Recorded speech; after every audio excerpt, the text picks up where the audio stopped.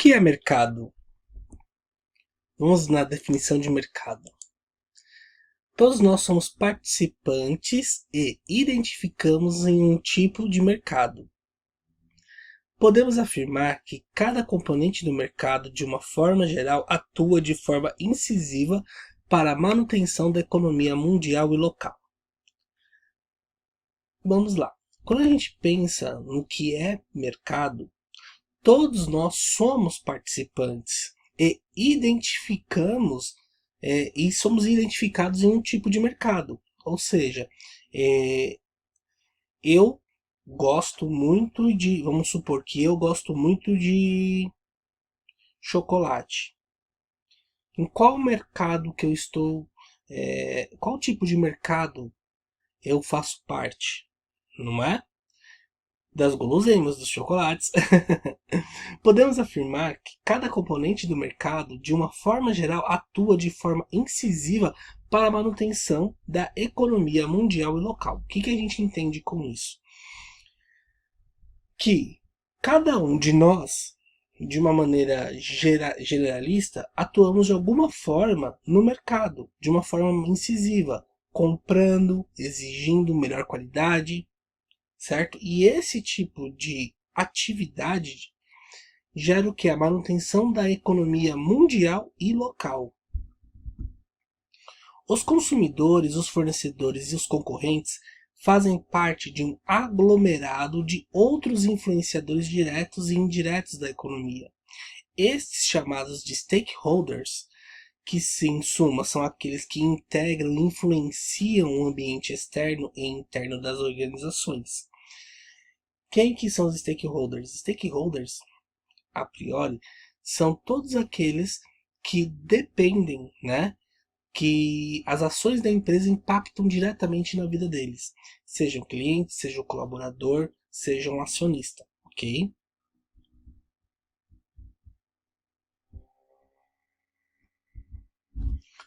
O consumo vem tomando rumos quase que imensuráveis. A globalização, a internet, o poder de compra atual das pessoas e seus próprios comportamentos vêm causando mutações no modo em que as entidades empresariais irão ofertar e vender os seus produtos e serviços ao consumidor final. Vou dar um exemplo. Na década de 50, até meados dos anos 80, nas grandes capitais, como São Paulo, era muito comum você ter o quê? Você não tinha lojas, você até tinha algumas lojas de roupas que vendiam essas roupas prontas. Mas além de ser muito caro, né? Você não era acessível para todos. O que todos faziam? Compravam tecido e em casa, com as mães ou até mesmo com alguma costureira, criavam-se os modelos e enfim as pessoas utilizavam essas roupas, certo? Porém, com o passar dos anos, isso mudou. Então, hoje em dia, são poucas as pessoas que utilizam o serviço de costureira para a confecção de roupas para o dia a dia. E, basicamente, com a globalização, o que seria a globalização? Seria o quê? A facilidade de você comprar uma roupa pronta do que você comprar um tecido e levar para uma pessoa fazer a costura, faz com que e fora também a internet, o poder de compra atual, você cria o quê? Um comportamento diferente. O comportamento ele causou uma mutação. Se antes eu ia a uma costureira, ia só na loja de tecidos, hoje em dia eu vou diretamente na loja e compro a roupa pronta. E isso ocorreu inversamente. Antigamente, todos faziam as suas roupas ou levavam numa costureira. Hoje em dia, você trabalhar desta forma, você mandar fazer uma roupa, sai muito mais caro do que você comprar ela já pronta. Ok? Levando em consideração que são roupas para o dia a dia. Roupas de festa, se a gente entrar nesse mérito, a gente sabe que muitas delas ou fazem as locações, mas que de certa forma acaba sendo sob medida, né? Porque eles fazem os ajustes necessários no corpo da pessoa. Ou se for uma compra de alguma roupa nesse sentido, a pessoa acaba comprando e posteriormente acaba modificando esse vestido para uma utilização mais casual, certo? Então, quando a gente pensa nessas mutações, no perfil de consumo das pessoas, como essas pessoas mudaram, entenda que as empresas também mudaram. Então, a partir do momento que as empresas enxergaram um nicho onde elas poderiam costurar, fazer roupas, e vender a um preço acessível ao consumidor, eles entenderam que eles poderiam ganhar muito mais do que tão somente vendendo tecido. Ok?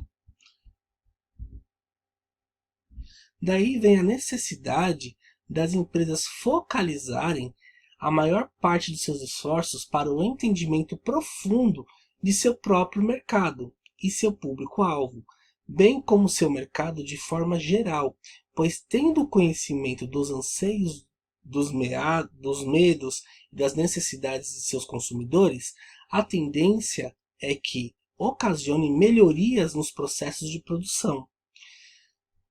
Vejam bem, quando no meados dos anos 80, anos 90, iniciou-se essa transição de você não ter mais a costureira fazendo a roupa do dia a dia, essa costureira ela começou a fazer outro tipo de trabalho, um trabalho mais personalizado.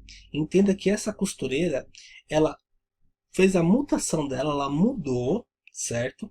E para que ela pudesse acompanhar o mercado e continuar no mercado, ela mudou o foco dela. Se antes ela atendia todas as pessoas que precisavam de uma roupa para o dia a dia, ela começou a atender mais pessoas que precisavam de uma roupa para a festa, ok? E isso, subsequentemente, pensando também num empresário, num grande empresário, que antes ele fabricava o tecido e hoje ele fabrica a roupa, a gente entende que até chegar os dias de hoje, houve uma evolução, e essa evolução ela partiu da onde?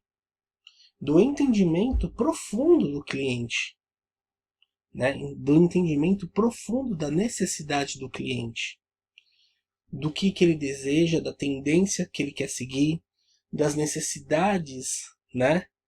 Que essa pessoa tem e que tipo de melhoria poderia ser feita dentro desses processos. E aí, com a globalização, você tem o quê? Processos, hoje em dia, quase que 100% automatizados, né? Você tem processos, hoje em dia, que existe pouquíssimas interferências do homem na produção. Então, com isso, você gera o quê? Né?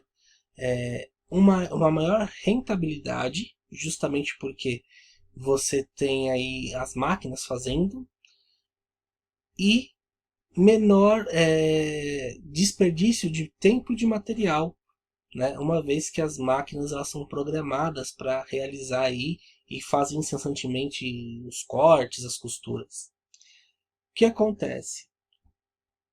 O público-alvo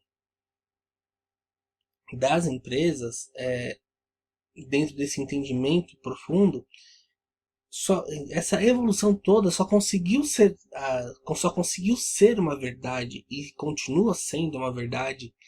Por quê? De acordo com a evolução das pessoas, o próprio mercado ele entendeu que ele precisava ouvir as pessoas.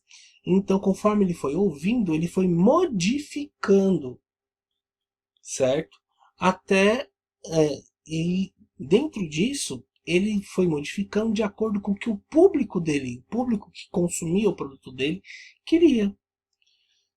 De uma maneira geral, quando você tem esse conhecimento dos anseios, dos medos, das necessidades de seus consumidores, você consegue criar soluções para eles, digamos até mais humanizadas, uma vez que o seu cliente ele acaba tendo aí a oportunidade de ter a sua necessidade suprida, né? E de certa forma você cria um vínculo de fidelização com ele. Por quê? Porque ele vai, como ele foi ouvido, basicamente ele entende que a sua empresa está prestando atenção a ele, certo? Mercado consumidor. Os hábitos de consumir e realizar trocas de bens e serviços são antigos e estão sempre presentes em nossa rotina, desde o simples ato de ligar a TV, adquirir uma casa ou ser sócio majoritário com a compra de ações de determinada organização.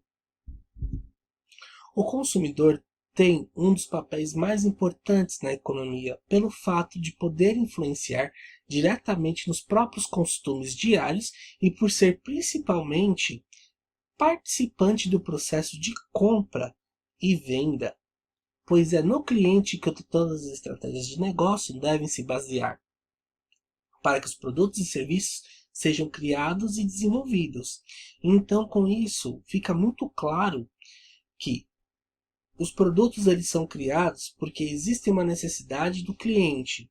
E é com base nessa necessidade do cliente, com o foco dele, que esses produtos são desenvolvidos, que eles são criados. E com foco nisso, através dessas criações, antes dessas criações, você tem as estratégias do negócio. E todas as estratégias, elas visam o quê? Elas visam exclusivamente atender o cliente.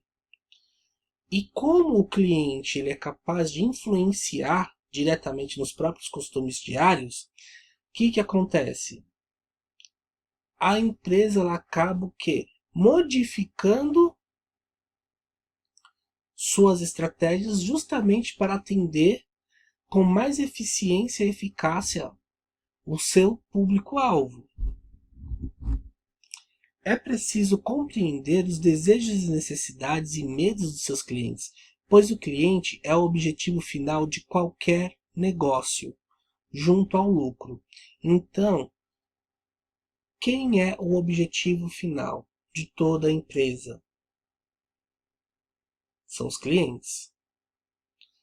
Compreender os desejos, necessidades e medos desses clientes faz com que você seja assertivo no tipo de produto ou serviço que você vai fornecer a ele.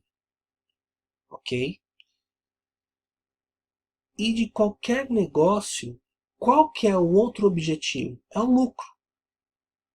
Então, o foco de qualquer negócio vai ser o quê? O cliente e, através do cliente, o lucro.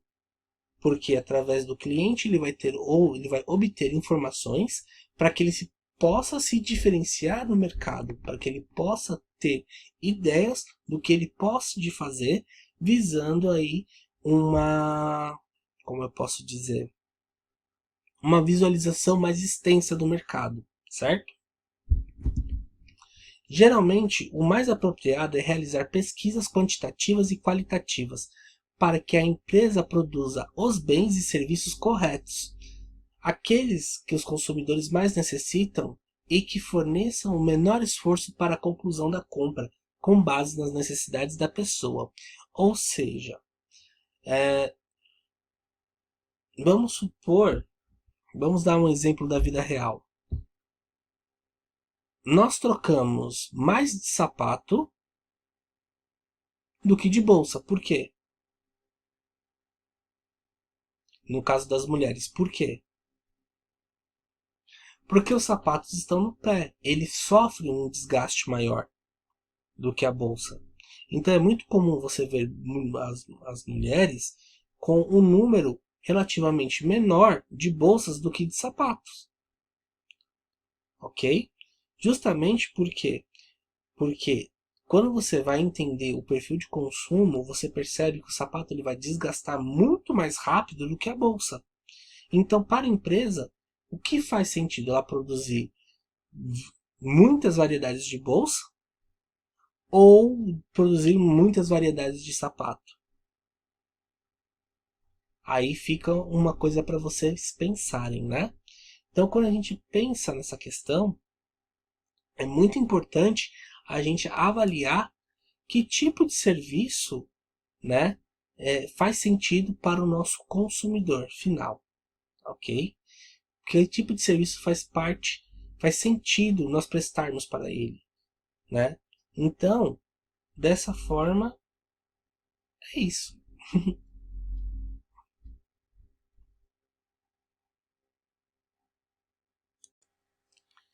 Pirâmide de Maslow.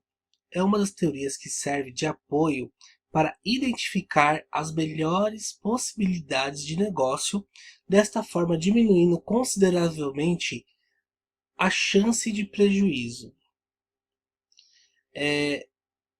Maslow, gente, ele é um dos grandes nomes aí da administração. Ele que meio que parametrizou aí, através da pirâmide de Maslow, as necessidades do ser humano, ok?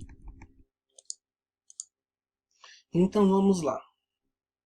Quando a gente fala da pirâmide de Maslow, a gente precisa entender que a base dela, você vai falar sempre de necessidades fisiológicas. O que são essas necessidades fisiológicas? Comer, beber, dormir. Ela é o topo, ela é a base da pirâmide. Sem elas, você não consegue o quê? Avançar para os outros campos, né? Então, entendendo isso, nós vamos para um outro campo da pirâmide de Maslow, que é o quê? A necessidade de segurança. O que seria essa necessidade de segurança? Seria, por exemplo, dentro da sua vida social, ter uma casa, onde você possa descansar, onde você possa relaxar. No ambiente profissional seria o quê? Seria a segurança a estabilidade do seu emprego, né? Dentro das necessidades sociais, que é o terceiro nível da pirâmide, você tem a questão que do relacionamento, né, das pessoas, você tem a questão do relacionamento interpessoal, né? E acima disso você vai ter o que? A necessidade de autoestima, né? O que é essa necessidade de autoestima? É quando as pessoas percebem o seu valor, comentam com você sobre o seu valor e te bonificam por isso, né? Você acaba sendo premiado por isso. Então você acaba tendo essa necessidade de autoestima, de valoração, da sua valorização quanto pessoa apontada. E no topo vem a necessidade de autorrealização, que é quando todas as outras já estão supridas e você precisa, basicamente, e as necessidades de autorrealização, elas estão atreladas à necessidade de crescimento individual, né? Essa necessidade de autorrealização, ela está ligada, por exemplo, no ambiente de trabalho, a que a toda situação que versa sobre uma mudança de trabalho, uma tarefa diferenciada, um novo desafio, ok?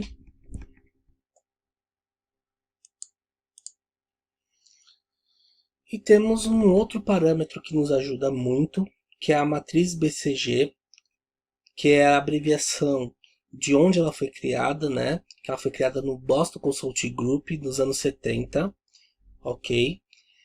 E pode ser uma fonte de suporte para a criação e desenvolvimento do portfólio da empresa.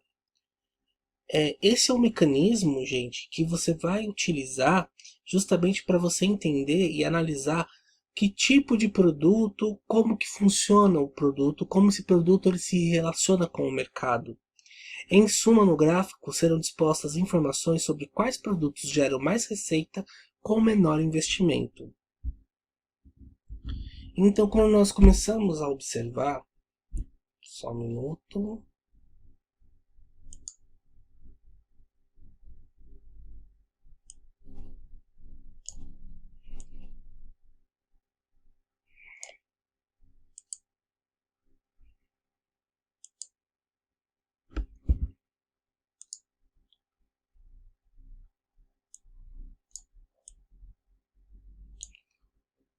Melhor. O que acontece? Você tem uma participação, você observem que aqui você tem uma participação relativa de mercado e na coluna lateral você tem crescimento de mercado. Então tá lá, de baixo para cima você tem baixo e alto, e a participação de mercado você tem alta e baixa, ok? Como que funciona? Todo produto ele tem um ciclo de vida. Então ele nasce, ele cresce, ele produz, né? Ele tem um momento de estabilidade e por fim ele morre. Como que isso é representado aqui? Quando você faz o lançamento de qualquer produto no mercado, o que esse produto ele precisa ser, né? Como que ele funciona no mercado? Como que o mercado vai aceitar ele? Primeiramente porque quando você faz o lançamento de um produto no mercado, as pessoas não conhecem esse produto ainda, elas têm uma certa dificuldade em aceitar, entender e a utilizar esse produto. Então, dentro dessa categoria, dentro dessa matriz BCG, onde um produto que acabou de ser lançado, onde ele estaria? Ele estaria aqui na interrogação. Por quê? Porque na interrogação é aquele momento onde você não sabe, né, realmente qual vai ser o desenvolver desse produto. É o momento onde você faz o lançamento e você começa a observar qual vai ser aí o desenrolar. Ele tem uma participação muito baixa no mercado, porém ele tem, né, ele pode ter um alto crescimento, ele custa caro, né, para você mantê-lo, certo? Aí você tem a estrela. O que que a estrela faz, né? A estrela, ela tem uma alta participação no mercado e ela também custa muito dinheiro para ela se manter no mercado, porque a estrela, ela fala de um produto que está dando super certo, tá? E dentro desse super certo, entende-se que o investimento nela ainda é muito alto, apesar dela fornecer um retorno e ser promissora no mercado, ok? E aí nós vamos para onde? Para a vaca leiteira. Ela tem uma participação alta e o que? Um custo baixo e um baixo crescimento no mercado. Por que ela tem um baixo crescimento no mercado? Porque ele já é um produto que está estabilizado, ok? Ele estabilizou, as vendas dele são aquelas, então ele tem os clientes que já compram esse produto e que estão felizes por enquanto, porque esse produto ou serviço ele traz o quê? Ele entrega aquilo que a pessoa necessita. Então ele ainda não se tornou um produto ou serviço obsoleto, ok? Então percebam que quando a empresa ela está iniciando a sua vida, ou a marca ou o produto está iniciando a sua vida, ele tem uma baixa representatividade dentro do mercado e tem um custo alto para se manter, ok? Quando esse produto já é conhecido, mas ele ainda não está estável, ele tem uma alta participação e um alto custo para estar no mercado. Quando esse produto ele já está estabilizado no mercado, observem aqui, você tem uma alta participação de mercado, porém com um baixo custo, né? Um baixo crescimento de mercado, né? Então, ao mesmo tempo que aqui você tem uma alta, né? Você tem uma participação de mercado alta, você também tem um crescimento muito alto, ok? E aqui na interrogação você tem uma participação baixa, mas você tem o que? A possibilidade de um crescimento alto, ok? Já na vaca leiteira não, a vaca leiteira ela já está estabilizada, ela estagnou. E se ela não se reinventar a partir daqui, ela vai para cá. O que seria o abacaxi? Seria o ciclo final da vida de um produto.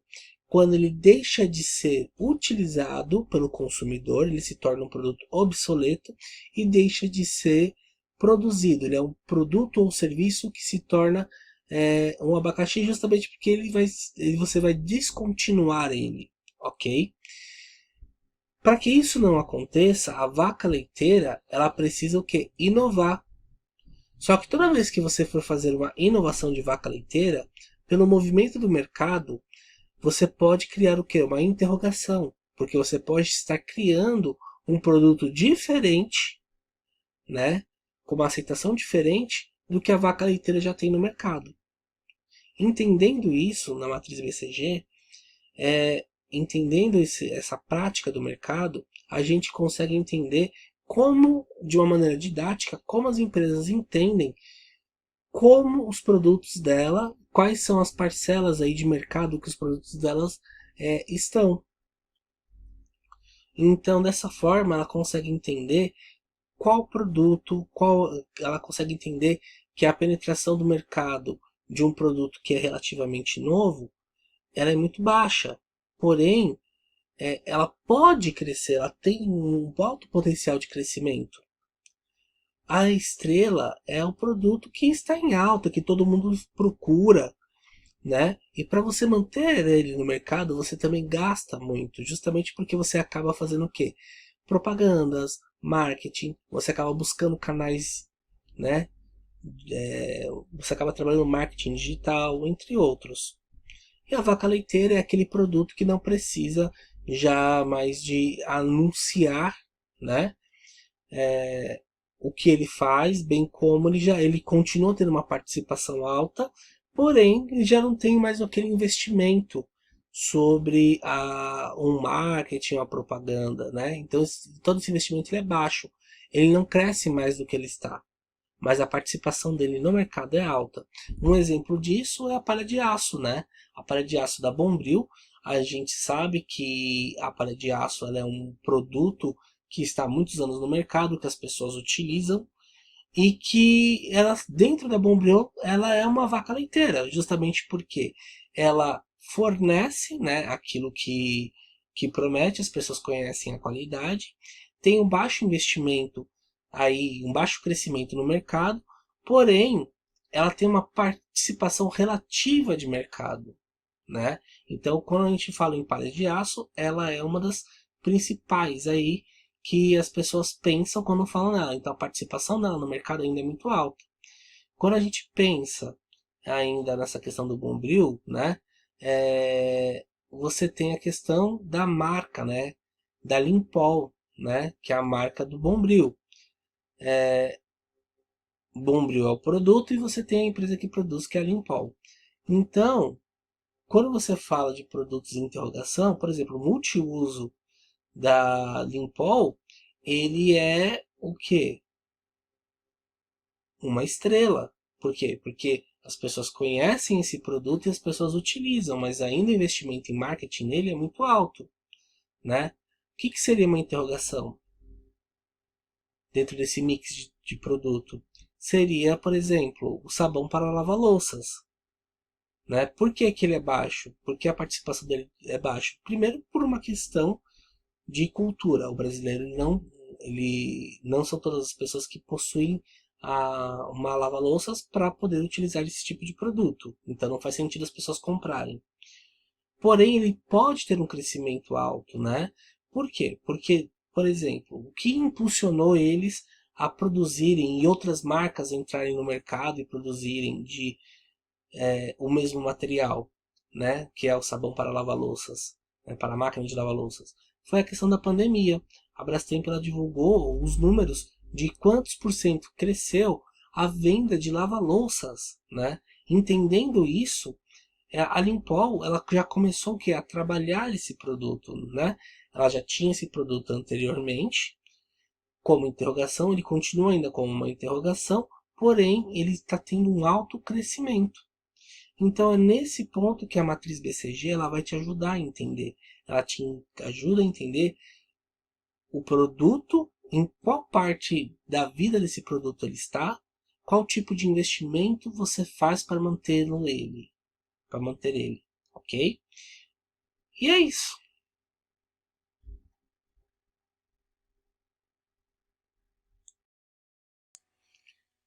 Olá, tudo bem com você? Falarei um pouco sobre matriz BCG. Então, a matriz BCG é um método utilizado para analisar o desempenho dos produtos e serviços ofertados por uma empresa, tendo como foco a forma como eles são aceitos pelo seu consumidor. A matriz CBCG é uma técnica utilizada para analisar o desempenho dos produtos ou serviços de uma determinada empresa em relação à sua aceitação pelo consumidor. A matriz BCG é dividida em blocos. O primeiro bloco refere-se à taxa de crescimento do mercado, enquanto o segundo é denominado pela participação do produto no mercado. Vacas leiteiras. Todo empreendedor sonha em ter uma cartela recheada desse tipo de produto. Afinal, eles abastecem o caixa da empresa sem a necessidade de demandar muito esforço da equipe de marketing ou do time de vendas. É aquele produto que se vende sozinho, porque as pessoas já conhecem. O sucesso desse tipo de produto é justificado pela sua qualidade e pela sua reputação que possui com os clientes da empresa. Estrelas, assim como as vacas leiteiras, são esses produtos, são responsáveis por trazer muitos lucros para o time de vendas. No entanto, é necessário um esforço enorme para alcançar o resultado desejado. Para esse tipo de produto, por exemplo, seria ideal unir o time de marketing com o time de vendas para alcançar o retorno, desejado. Pontos de interrogação são os produtos que não temos certeza de qual caminho ele irá seguir. Embora o time de marketing e vendas busquem o seu sucesso, não é possível você cravar o faturamento, pois os produtos são recém-lançados e até o momento são apostas da empresa. Aqui é necessário ter calma e esperar a resposta dos consumidores referente à novidade que acabou de criar. Ou seja, o ponto de interrogação ele é aquele produto que é novo. Então, você só consegue saber qual é a aceitação dele no mercado após um certo tempo, para você identificar como que o cliente recebeu esse produto e se esse produto tem a possibilidade de se tornar uma estrela. Abacaxis, esses produtos são aqueles que todo empreendedor deseja distância da sua cartela, pois não geram muito lucro para a empresa. Em casos desse tipo, é necessário avaliar se vale a pena ou não continuar com o investimento. Aqui vale um alerta. Se o plano de recuperação envolver muito tempo e dinheiro, esqueça esse produto. O que seria esse plano de recuperação? Quanto de dinheiro que foi investido? Para poder receber esse dinheiro de volta, quanto tempo esse produto precisa ficar no mercado, precisa ficar na minha grade? Quanto tempo esse serviço precisa ficar? Se ele demorar muito tempo, é melhor você procurar uma outra solução para arcar com os custos e descontinuar esse produto. Tá? A análise de matriz BCG não pode ser realizada apenas uma vez. Lembra no começo desse artigo, quando falamos que mercado é uma montanha-russa? Pois bem, a explicação está aí. Como o mercado é uma montanha-russa, muitas mudanças acontecem, sejam positivas ou negativas. E é fundamental que essa ferramenta seja aplicada constantemente, isso porque nada impede de uma vaca leiteira virar um abacaxi no futuro. Ou seja, nada impede de que haja mudanças, ou seja, aquele produto que era uma estrela, ele não passa nem pela vaca leiteira, ele já vai direto para o abacaxi. Ok? Utilizei a matriz BCG, e agora? O que eu faço? Todo mundo começa seu ciclo no grupo das interrogações. Aqui ele é considerado uma tendência no mercado, todavia trouxe lucros para a empresa. Para verificar a sua mudança perante o consumidor, estabeleça um limite para analisar novamente esses produtos e, se possível, trocá-los de posição. Quando um produto se encontra na interrogação, ele pode ir para os seguintes destinos. Abacaxi, neste caso o produto não tem o resultado esperado, sendo assim ele deve desenvolver um plano de ação para evitar prejuízos e alterar o seu percurso. Como o momento é crítico, não há chances de esperar muito tempo, ou seja, o produto recupera o seu prestígio em um período estabelecido ou não, ou ele não pode mais fazer parte do seu mix de produtos. Tome essa decisão antes que seja tarde demais. Isso acontece muito e o tempo todo. A empresa lança um produto e esse produto ele não tem uma aceitação no mercado, então você precisa descontinuar esse produto. E você precisa ter uma estratégia para descontinuar esse produto, haja vista que às vezes existe como eu posso dizer, um investimento muito alto, né? E dependendo do tempo que vai demorar para você conseguir descontinuar esse produto, é melhor que você busque alternativas e pare imediatamente de produzir. Estrela, diante do cenário tão assustador citado acima, um alento, o produto pode seguir outro caminho, o grupo de estrelas, né? Geralmente eles conquistam o consumidor e permanecem nesta posição durante um longo período. Caso o sucesso seja consolidado, viram referência no assunto e se transformam em vacas leiteiras, até uma nova, concorrência aparecer e se tornarem um novo abacaxi em seu mix de produtos. Então entenda que a estrela ela nasceu, ela se tornou uma estrela, depois ela pode se tornar uma vaca leiteira e por fim ela pode se tornar também um abacaxi. Tudo vai depender do caminho, né, que o produto vai seguir. Ao lançar um produto, é normal que empreendedores fiquem ansiosos com seu sucesso ou fracasso. Porém, tenha paciência, são poucos os casos de um lançamento que vire uma vaca leiteira imediatamente. Então esteja ciente que você irá começar ou no grupo das estrelas, abacaxis ou interrogação. A partir daí, o rumo que o seu produto tomar irá depender do seu esforço e do seu time. Lembre-se, os produtos trocam de posição frequentemente. Não tem como prever quando ele estará em qual fase. Até porque ele pode passar por todas. Então você tem produtos que passam por todas, você tem produtos que passam por duas, você tem produtos que ele nasce, ou seja, ele é uma interrogação e já vai para um abacaxi. Você tem um produto que ele é uma interrogação, ele vai para a estrela, mas no final das contas ele se torna um abacaxi, porque ele já pula a fase da vaca leiteira, porque apareceu um concorrente que oferece uma qualidade, um serviço melhor, e que automaticamente ele cai em desuso. E quando da vaca leiteira, né, que é aquele produto que já requer pouco investimento para que o cliente conheça, porque o cliente já conhece, o que acontece? Ele vai, como eu posso dizer, ele vai, ou ele se reinventa e pode voltar a ser uma interrogação para depois se tornar uma estrela, ou ao mesmo tempo ele pode se tornar um abacaxi, certo? Seja na reinvenção, seja no curso natural do produto, ok? Vantagens de se utilizar a matriz BCG. Quando a gente pensa nas vantagens de se utilizar a matriz BCG, a gente vai entender o seguinte, que uma empresa precisa ter sucesso, certo? Para essa pergunta, uma empresa precisa ter sucesso? Para essa pergunta, há várias respostas, entre elas ter uma cartela de produtos que cresça constantemente e possuir várias formas de participação no mercado. A união desses fatores permite que empresas encontrem o seu equilíbrio, enfrentando inclusive alguns abacaxis que estão no seu portfólio. Com a matriz BCG, você consegue entender qual o rumo que determinados produtos estão seguindo. Dessa forma, alinhe estratégias da sua empresa com mais facilidade.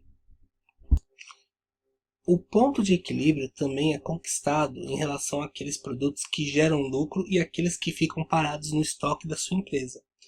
Quando os produtos são encaixados de acordo com seu desempenho na matriz BCG, você conquista um cenário mais propício para tomar decisões que impactam positivamente o negócio. Então, por exemplo, produtos que ficam parados lá no seu estoque, o que ele pode ser? Ele pode ser com certeza um abacaxi, porque ele não está tendo o quê? Uma saída, ele não está tendo uma rotatividade no ponto de venda. Ok? A matriz BCG ainda traz a vantagem competitiva para que a empresa, para a empresa ok? Pois é possível analisar também como está o desempenho dos concorrentes em relação a determinados produtos. Então, quando você observa a matriz BCG, quando você entende a matriz BCG, através de estudos mercadológicos, você começa a entender o seguinte: o seu concorrente, como que ele está, que produtos ele está descontinuando, por que ele está descontinuando. Entendendo isso, fica mais fácil, inclusive, para você traçar metas para os seus próprios produtos, uma vez que você entende que tem alguns produtos do próprio mix deles que possam ser parecidos com o seu e que subsequente vai ser um tipo de, como eu posso dizer,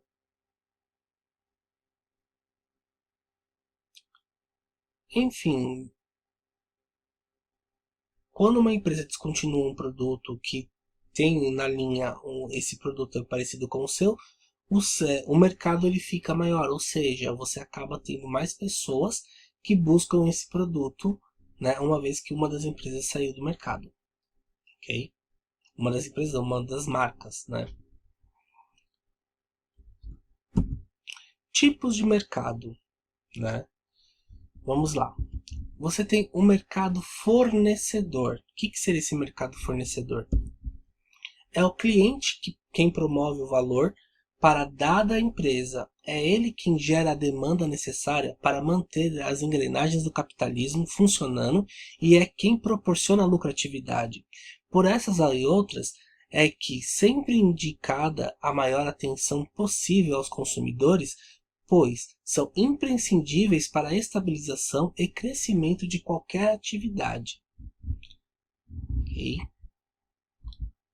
As empresas não se constroem sozinhas. Existem outros componentes que as ajudam no processo de ofertar e exercer o melhor serviço ou produto aos clientes, como aos fornecedores, que são praticamente parceiros da empresa. Então, entendo que os fornecedores, muitas vezes, eles vão te ajudar naquela história do prazo, eles vão te ajudar muito com a questão de novos produtos que eles podem te fornecer, com a questão de entender a sua necessidade e trazer produtos que façam sentido para o seu negócio, ok? Então, os parceiros, eles acabam ajudando muito, muito, né? Os fornecedores acabam sendo os parceiros da empresa, né? Eles acabam ajudando muito no crescimento da empresa, no que se refere a serviços e a produtos para os clientes. Para as organizações, sejam elas mais competitivas, para que as organizações sejam mais competitivas entre si e se ofertem cada vez mais valor aos seus clientes, é preciso que os fornecedores também recebam a devida atenção, pois serão, pois serão um dos pilares do negócio. Então, quando você tem fornecedores que você é uma parceria com esses fornecedores são fornecedores excelentes. Entenda que ele é um dos pilares do seu negócio, porque você precisa ter esse fornecedor para você poder comercializar, certo? Para o seu cliente. Seja um produto, seja um serviço, ok? Se, porventura, você não tem parceiros que são... você não tem fornecedores que são parceiros, né? Aí eu acredito que para você se torna muito mais difícil você fazer com que a empresa em si ela tenha um crescimento expressivo, uma vez que para o crescimento expressivo, né, você precisa ter como pilar dos negócios os fornecedores também.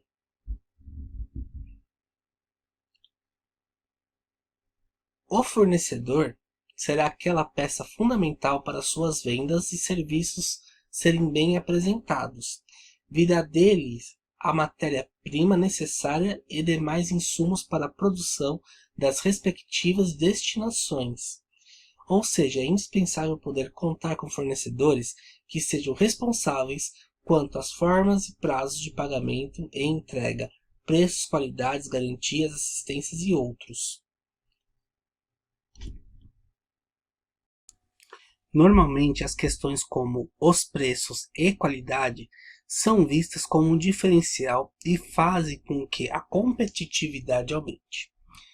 Dependendo da finalidade de certa produção, outros pontos devem ser priorizados, por exemplo, a localização geográfica de um fornecedor, de uma fruta que só germina em determinada época do ano, e lugar específico.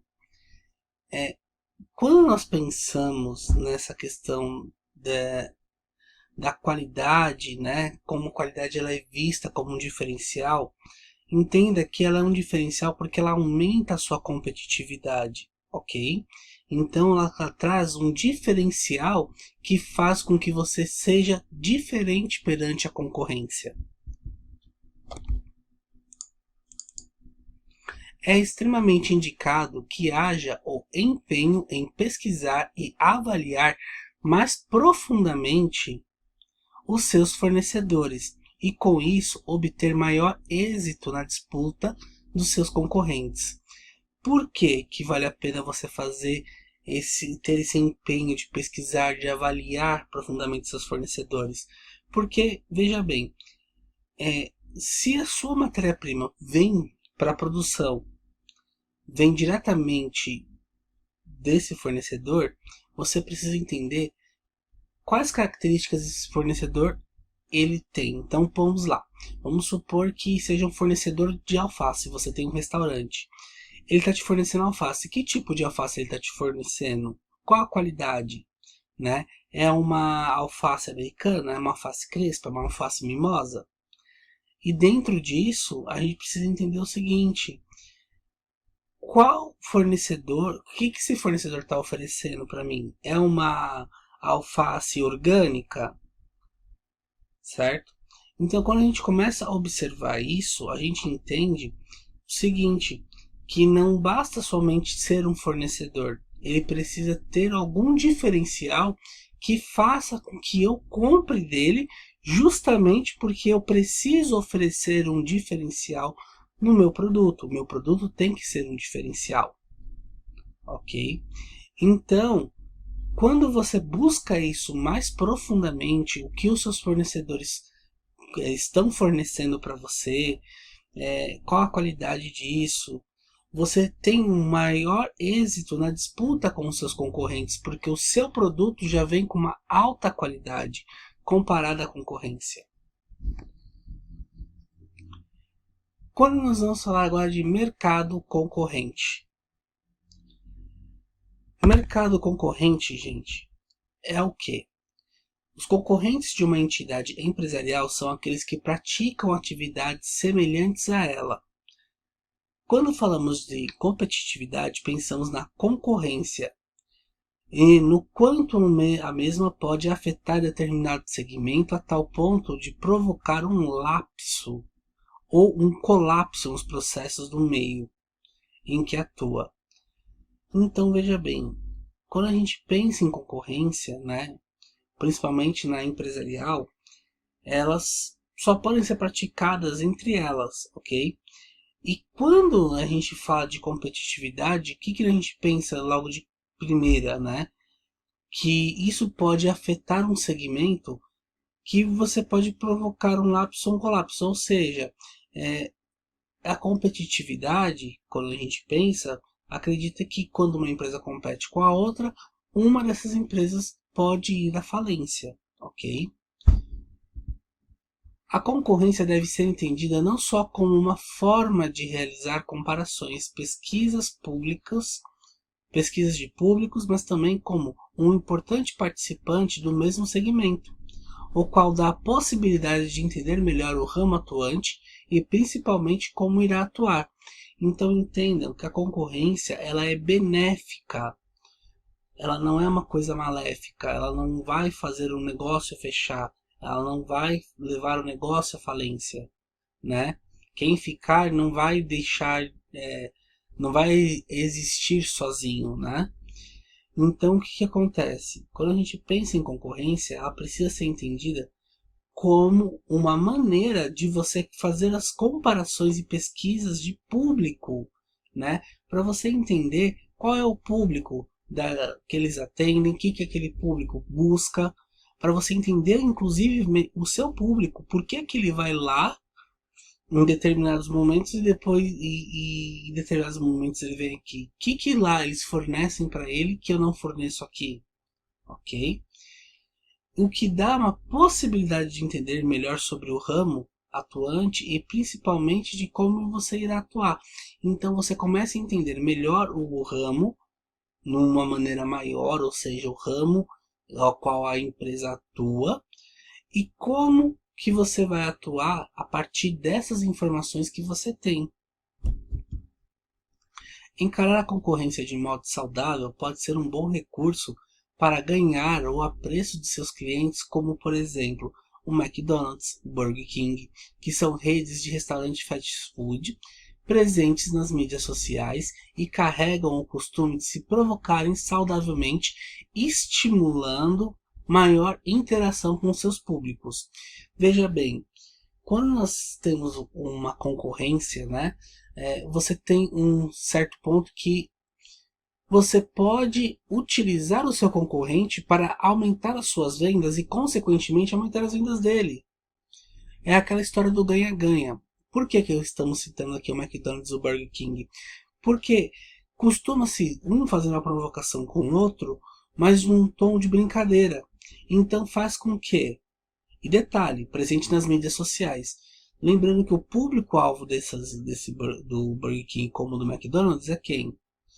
São as famílias, as crianças, os adolescentes, né? É esse público que eles querem. Então, é um público que já é extremamente ligado às mídias sociais. Então, toda ação promocional que eles fazem, que é divulgada nas redes sociais, ela estimula, né, as pessoas a irem a conhecer, a não digo a conhecer, mas a consumirem os produtos, né? Veja bem, quando eles fazem eles estimulam essa interação com os públicos, eles deixam leve essa questão da concorrência, né? E mostra para o cliente que tanto o McDonald's quanto o Burger King, eles acabam vendendo, bem dizer, quase o mesmo produto, um produto similar de ambos, e que tem o mesmo público-alvo. Ou seja, a partir do momento que eles brincam um com o outro nas mídias, nas redes, você acaba chamando a atenção do consumidor. E assim você acaba fazendo a fixação da marca, seja do Burger King, seja do McDonald's. Para ilustrar isso, podemos destacar uma ação do próprio Burger King versus McDonald's que ocorreu em 2016, no Halloween. Através de um marketing de guerrilha utilizado pelo Burger King, no qual determinada loja da rede havia sido encoberta com um pano branco, simulando uma fantasia de fantasma, com tonalidade cômica em alusão ao McDonald's. Vejam só a imagem.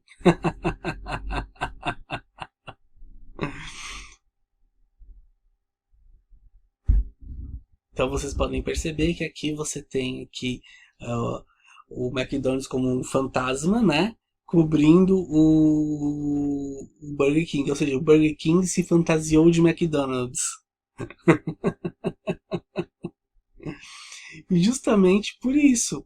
Porque o intuito dessa propaganda era o quê? Dessa mídia, né, que circulou num ponto físico, foi dizer o seguinte, né?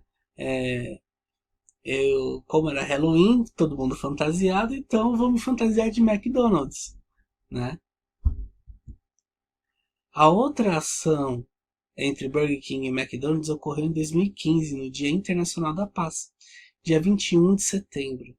Na tal ação, o Burger King enviou uma carta ao McDonald's propondo a eles a união dos dois hambúrgueres de maior sucesso das duas redes, o Big Mac e o Whopper, assim formando o Mac Whopper, comercializando apenas no dia referido, em apenas um ponto de venda, mas o alerta foi prontamente negado pelo McDonald's.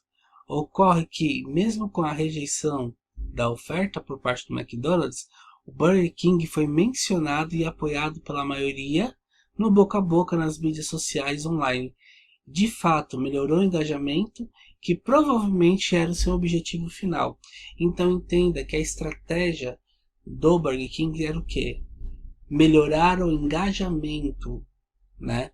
Melhorar a quantidade de clientes que quisessem e que queriam, que queiram defender o Burger King, que queiram defender a sua alimentação, o seu lanche, certo? Mesmo com a rejeição do McDonald's, né, de proporcionar, de criar essa oferta, isso foi para as redes sociais, isso foi para as mídias online e, de fato, isso melhorou o engajamento, né? Por quê? Porque as pessoas começaram a reagir, né, com relação a isso, né? Olha aqui como que seria o Mac Whopper. E detalhe, eles fizeram de uma maneira que se fosse diagonal, né? Só que vocês percebem que o McDonald's ele aparece um pouco menor na caixinha, a impressão do que necessariamente o Whopper, né? E a justificativa para isso é que o nome do Whopper é maior do que o do McDonald's, né? O mais comum é que seja realizado um processo chamado benchmarking, que consiste em examinar e praticar formas de atuação da concorrência, a fim de utilizar os exemplos verificados para melhorar os próprios processos. Então, o que acontece? Quando a gente utiliza o benchmarking, a gente começa a observar a empresa, né? As empresas concorrentes. E essa observação faz com que nós utilizemos as informações captadas para o nosso negócio. Então, a gente começa a entender o que funciona para ele e o que não funciona. E lembrando ainda que até mesmo aquilo que funciona, às vezes funciona para ele devido à estrutura e à política de administração dele, que pode ser que não funcione para você porque suas políticas são outras, né? Mas vale a pena sempre olhar o que está sendo feito, uma vez que você pode tirar grandes ideias da concorrência, você pode pensar em você pode ter grandes ideias observando a concorrência. A pesquisa e análise da concorrência deve ser feitas com o máximo de atenção e assertividade, pois o sucesso da empresa pode ser propiciado exatamente por conta da manutenção dos processos apurados junto aos concorrentes. Então, quando a gente começa a observar os nossos concorrentes, o que a gente precisa entender? Que os nossos concorrentes, eles vão acertar e eles vão errar, certo? Só que se a minha análise de concorrência estiver errada, eu vou errar. Não apostando ou apostando errado, ok? Por esse motivo, existe a necessidade de que essa análise seja feita com o máximo de atenção e assertividade, porque através dela eu vou conseguir ter um panorama real, né, e visual do que está acontecendo e o que está repercutindo de positivo e de negativo no concorrente.